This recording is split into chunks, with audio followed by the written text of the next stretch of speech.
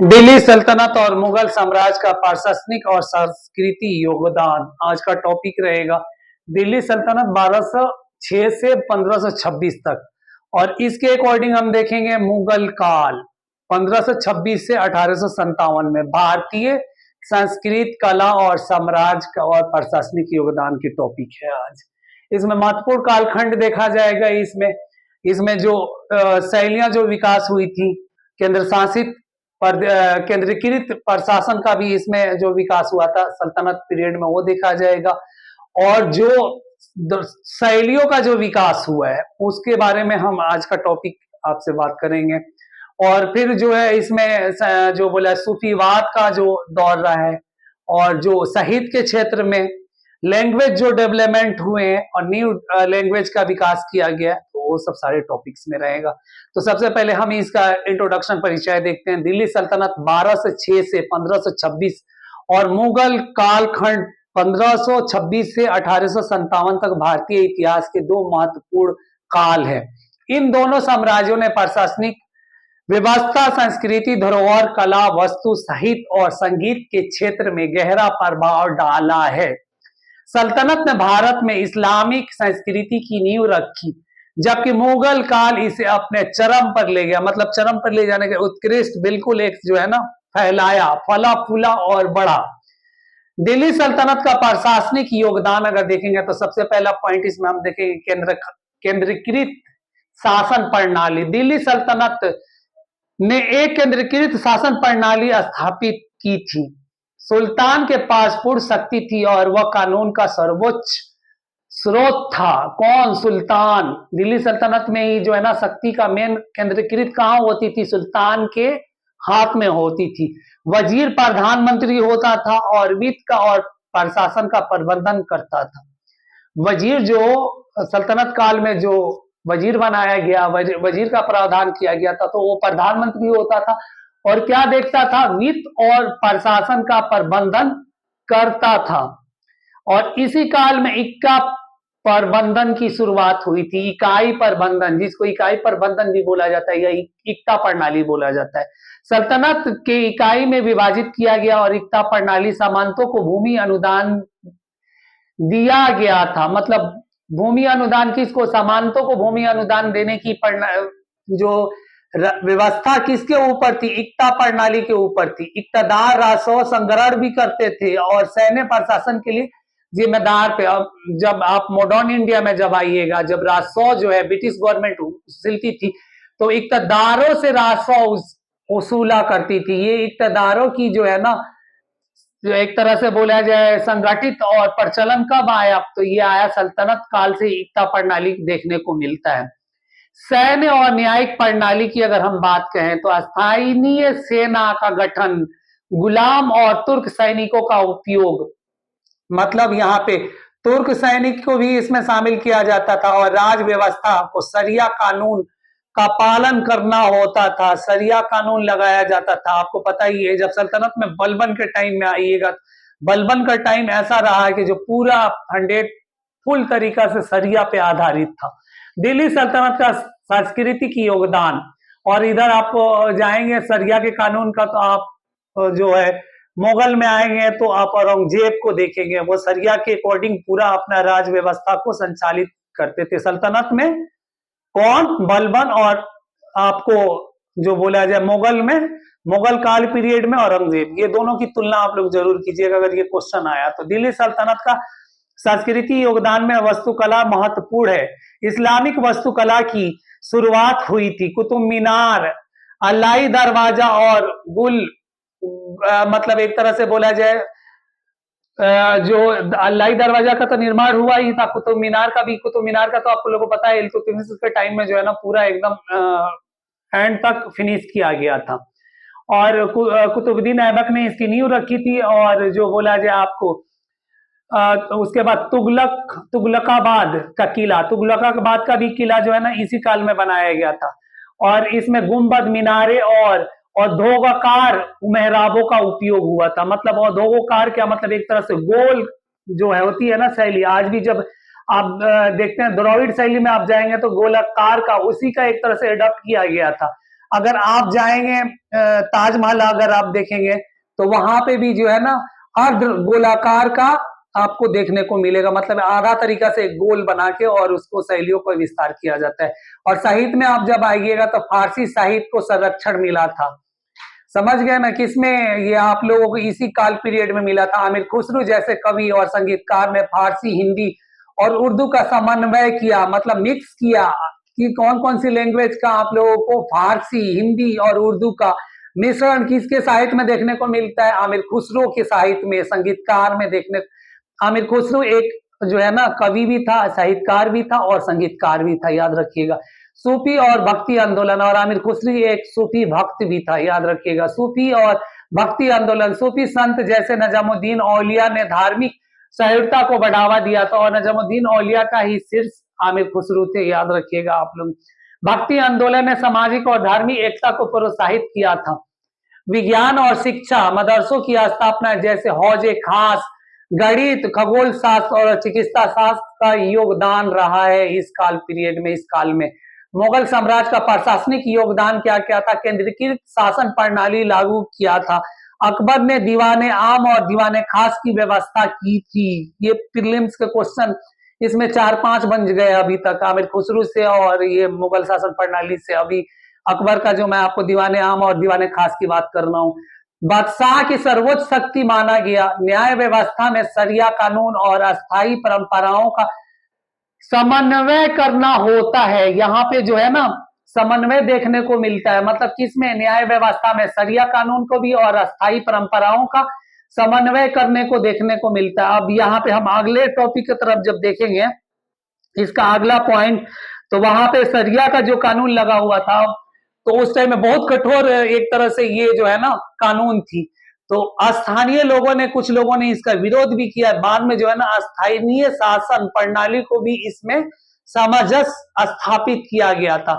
अब मनसबदारी प्रणाली देखा जाए, ये इंपॉर्टेंट रहा है, इंपॉर्टेंट ये रहता है, मेंस में भी रहता है, आप लोगों को प्रीलिम्स से भी होता है।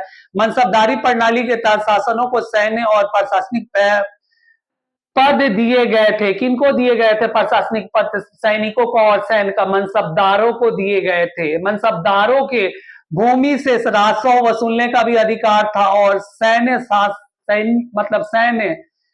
शासकों को एक तरह से प्रशासनिक पद में पदोन्नतित भी किया गया था। याद रखिएगा, ये दोनों चीज दो आपको ट्विस्टेड यहाँ पे क्वेश्चन बन रहे हैं।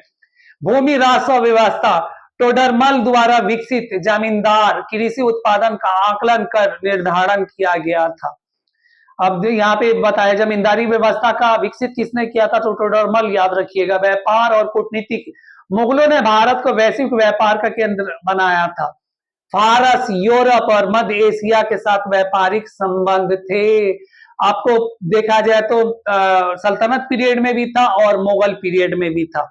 मुगल साम्राज्य और ये यहाँ पे यूरोप, फारस और मध्य एशिया के साथ में, ये दोनों काल का जो है ना संबंध, व्यापार का लेन देन, एक्सपोर्ट इंपोर्ट रहा है, जो आज जैसे ट्रेड और कमर्स किया जाता है। उस टाइम में भी आप प्राचीन काल में भी चले जाइएगा तो आप महाजनपद काल में आप देखिएगा तो वहां पे भी रहा। आप जब है वैदिक सभ्यता में जाइएगा तो वहां पे भी आपको देखने को मिलता था, एक राज्य से दूसरे राज्यों में जो है ना स्थानांतरित करके और व्यापार किया जाता था। अब मुगल साम्राज्य का सांस्कृतिक योगदान में दूसरा पॉइंट हम वास्तुकला को देखेंगे। वास्तुकला इंपॉर्टेंट है, be to noted this point. वास्तुकला, मुगल स्थापत्य शैली, ताजमहल, लाल किला, आगरा किला और जामा मस्जिद है। देखिए ताजमहल, जाहिर सी बात है, एक शहंशाह ने हंसी ताजमहल बनवा के हम गरीबों का उड़ाया है मजाक, आप लोगों ने तो सुना ही होगा। तो ये जो है आपको किसने बनाया था, आप लोगों को पता भी होगा, शाहजहां ने बनाया था अपने बेगम मुमताज महल की याद में। और लाल किला का भी ये किया गया था, आगरा का किला भी बनाया गया और जामा मस्जिद भी बनाया गया था। और इससे आप लोग पैरेलल उधर सल्तनत में आप जाइएगा तो आप उधर देख लीजिएगा, अल्लाही दरवाजा देखिएगा, आप कुतुब मीनार का निर्माण देखिएगा। तो ये आप उधर में, उधर का आप शैली दिखा सकते हैं, और मुगल में आप ये दिखा सकते हैं। और हिंदू और इस्लामिक स्थापत्य शैलियों का मिश्रण था, समझ गए ना। लाल किला भी जो दोनों धर्मों का मिश्रण है, ताजमहल भी है और आगरा का किला भी है। तो संगमरमर, जड़ाऊ कारीगर और मीनारों का व्यापक उपयोग किया गया है। ठीक है, अब आएगा चित्रकला, पेंटिंग का विकास हुआ था जहांगीर के टाइम में, ये जरूर आप लोग याद रखिएगा, बहुत प्रबल तरीका से चित्रों पे और नक्काशियों पे ध्यान दिया गया था। मुगल मिनिएचर पेंटिंग का विकास, चित्रकला में फारसी और भारतीय शैलियों का मिश्रण था, फारसी मतलब ईरानी शैली का। और जहांगीर के समय प्राकृतिक और जानवरों के चित्र पर ध्यान दिया गया था। मतलब कौन, जहांगीर ने प्रबल तरीका से ध्यान किया था, और बहुत एक अच्छा तरीका से जहांगीर चित्रकार था। जहांगीर मतलब वही आपको बोला जाए सलीम, आप लोगों ने तो देखा होगा मुगले आजम, तो आप लोग को पता ही होगा, अनारकली सलीम तुझे मरने नहीं देगा और मैं तुझे जीने नहीं दूंगा। आप लोग को तो ये डायलॉग्स याद ही होगा, समझ गए। तो फारसी और उर्दू साहित्य को बढ़ावा देना होता है। अकबरनामा, बाबरनामा जैसे ऐतिहासिक ग्रंथ भी इसी काल में लिखा गया था, और इसी काल में कबीर दास भी, तुलसीदास जैसे कवियों ने भक्ति साहित्य को समृद्ध बनाया था, याद रखिएगा। इसमें जो है ना, अब अकबर के टाइम में अकबरनामा, बाबर के टाइम में बाबरनामा जैसे ऐतिहासिक ग्रंथ लिखे गए थे, और इसी टाइम में तुलसीदास और कबीरदास का भी जो है ना अपने कवि और भक्तियों का समृद्ध तरीका से उत्कृष्ट किया था। और संगीत अगर देखेंगे आप, तो इसमें संगीत की तरफ आप आएंगे तो तानसेन, तानसेन ने हिंदुस्तानी शास्त्रीय संगीत को उच्च स्तर पर पहुंचाया था। तानसेन ने तान बजाया था, पता है। इसी टाइम में जो है ना तानसेन की, आज भी आप तानसेन अगर संस्कृत आप संगीत के क्षेत्र में अगर आप देखेंगे तो बहुत एक पर जो आज भी हमारी film industry, Hindi film industry जो है ना तानसेन का एडॉप्ट की हुई है और यूज करती है, प्रयोग करती है अपने संगीत कला में, पता होना चाहिए आप लोग को। ध्रुपद शैली का विकास, संगीत में हिंदू और इस्लामिक प्रभाव का समन्वय, धार्मिक सहिष्णुता की अगर बात करें तो अकबर द्वारा दीन इलाही का प्रचार प्रसार, विभिन्न धर्मों और पंथों के प्रति सहिष्णुता का भाव रखा, समझ गए। ये अकबर द्वारा दीन इलाही का प्रसार किया गया था। ये भी क्वेश्चन आप लोगों का है, अगर जो हिस्ट्री वाले होंगे उनको तो पता ही होगा, अगर जो हिस्ट्री वाले जिनका मेंस में पेपर नहीं होगा, खैर अब तो आप लोग का मेंस जैसे एक ही हो रहा है ऑप्शनल पेपर, और दूसरा आप लोग का जो है जीएस पेपर ऐड हो गया, पवेड और सोशोलॉजी, और इधर में आपको सोशल इश्यूज को ऐड करके और सेकंड पेपर किया गया। हम लोग के टाइम में 2 पेपर होते थे, ऑप्शनल पेपर होते थे। तो अगर अभी जिन लोगों का हिस्ट्री होगा उनका के लिए तो कोई खास ज्यादा प्रॉब्लम नहीं होगा, अदरवाइज अदर ऑप्शनल वालों के लिए थोड़ा सा डिफिकल्ट होता है हिस्ट्री, समझ रहे हैं आप लोग। मगर इतना कोई खास डिफिकल्ट नहीं होता है, वो थोड़ा सा आप लोग को कोड बनाना, को बनाना होता है, रिलेटेड करना होता है। अगर वो रिलेटेड कर लिया तो आप लोग समझिए कि आप लोग का बेड़ा पार है, नैया पार है, आप लोग का कश्ती पार है, आप लोग का जो बोला जाए ना नदी आप लोग पार कर गए, समुन्द्र में आप लोग पहुंच गए, याद रखिएगा। अब तुलना दिल्ली सल्तनत और मुगल साम्राज्य, दोनों साम्राज्यों का भारत पर प्रभाव देखिए। दिल्ली सल्तनत और मुगल साम्राज्य का प्रभाव भारत पे कैसे पड़ेगा, पूरे भारतीय उपमहाद्वीप की बात कही जा रही है, क्योंकि उस टाइम में श्रीलंका भी भारत का एक अभिन्न अंग था, पाकिस्तान भी भारत का एक अभिन्न अंग था, और बांग्लादेश भी भारतीय उपमहाद्वीप का एक अभिन्न अंग था, नेपाल भी एक अभिन्न अंग था, और बर्मा भूटान भी एक अभिन्न अंग था, यहाँ तक कि अफगानिस्तान भी भारतीय उपमहाद्वीप का एक क्षेत्र अभिन्न अंग था, याद रखिएगा। प्रशासनिक अगर हम देखें तो इसमें केंद्रीकृत प्रशासनिक प्रणाली ने आधुनिक भारत के प्रशासनिक ढांचे को प्रभावित किया था, और भूमि राजस्व प्रणाली ने ब्रिटिश काल में अस्थायी बंदोबस्त की नींव रख दी थी, और इन्होंने वहीं से अडॉप्ट किया था। अस्थायी बंदोबस्त, मनसबदारी पर था, ये सब आप लोग ब्रिटिश काल में ही देखने को मिलेगा। वहां पे कर उनसे वसूला जा रहा है और टैक्स लगाया जा रहा है। अब संस्कृति की हम बात करें, कल्चर का, तो कला, संस्कृति और वस्तुओं ने भारत में ऐतिहासिक धरोहर, वस्तु, कला, संगीत और को समृद्ध अपने उत्कृष्ट पर पहुंचाया था, समझ गए ना।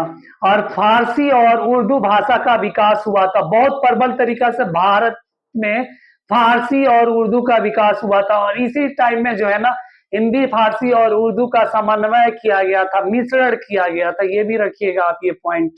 दिल्ली सल्तनत में मुगल साम्राज्य के प्रशासनिक और सामाजिक सुधार में हम ये देखेंगे कि सूफी और भक्ति आंदोलन ने धार्मिक सहिष्णुता और सामाजिक, मतलब एक तरह से सामाजिक चेतना को प्रबल तरीका से प्रोत्साहित दिया गया था, ये जरूर पॉइंट कीजिएगा लोग। हिंदू और इस्लामिक संस्कृति का समन्वय है, हिंदू मतलब हिंदी जो एक तरह से बोले कल्चर और इस्लामिक कल्चर का मिश्रण एक तरह से इस टाइम में प्रबल तरीका से एक तरह से अपने जाली पली बड़ी और जवान हुई फली फूली एक तरह से मानिएगा। आपने वो भी सुना होगा कि गंगा जमुना की रवानी में हम तुम मिले थे एक दिन, तुम्हें याद हो कि ना याद हो। तो ये आप एक कोटेशन इसमें अगर लिखना हो तो आप लोग लिख सकते हैं। निष्कर्ष अगर कंक्लूजन देखिएगा तो दिल्ली सल्तनत और मुगल साम्राज्य का प्रशासनिक और सांस्कृतिक योगदान भारतीय इतिहास में मील का पत्थर है और सल्तनत ने भारतीय समाज को इस्लामी शासन और संस्कृति से परिचित कराया था और जवाब में धरोहर आज भी इस भारत में बहुलवादी संस्कृति और प्रशासनिक परंपराओं को देखने को मिलता है। किसका आपको देखा जाए दिल्ली और मुगल, दिल्ली सल्तनत और मुगल पीरियड के काल की मैं बात कर रहा हूं, जहां पे प्रशासनिक, आर्थिक, सामाजिक, सांस्कृतिक जो बोला जाए आपको सुफीवादी